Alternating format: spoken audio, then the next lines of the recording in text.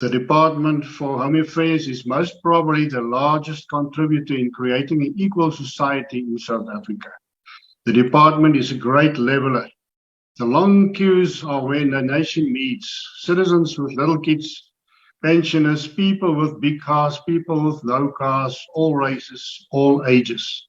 People are spending hours and days at local branches of Home Affairs and often has to return the next day for another attempt to be assisted.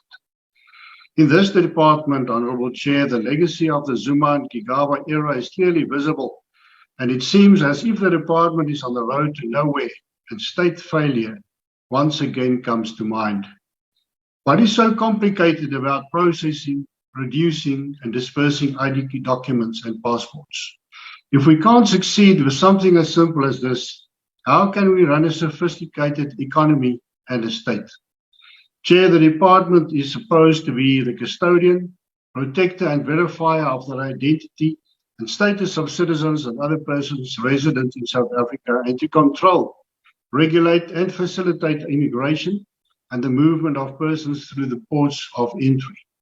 In June 2021, the processing of applications was gazetted to resume on 1 January 2022 after no permanent residence permit applications have been processed since March 2020, when the COVID-19 state of disaster was first declared. Chair, this suspension has left ordinary permanent residence applicants in limbo, with their daily lives being severely affected.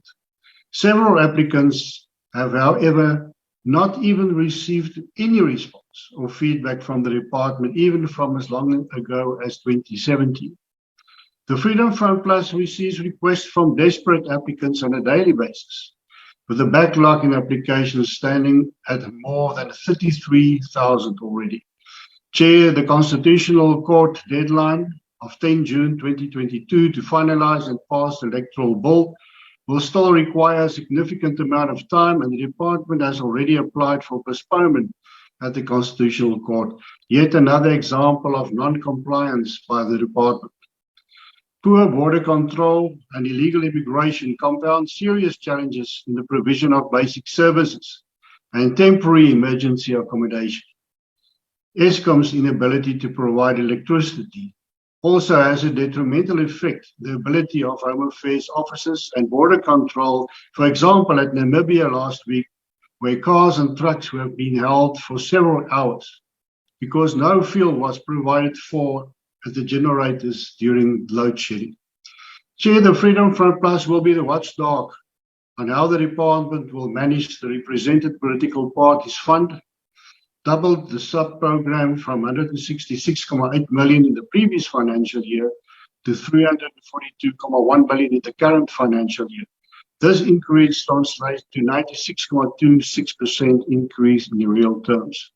Over the medium term, Chair, the Department for Home Affairs will have to focus on establishing, incrementally operationalizing the Border Managing Act, to secure international migration, modernizing the ICT infrastructure, and to ensure the integrated planning and efficient administration, the reducing of fraud, ensuring the timely issuing of permits and visas to facilitate economic growth and job creation.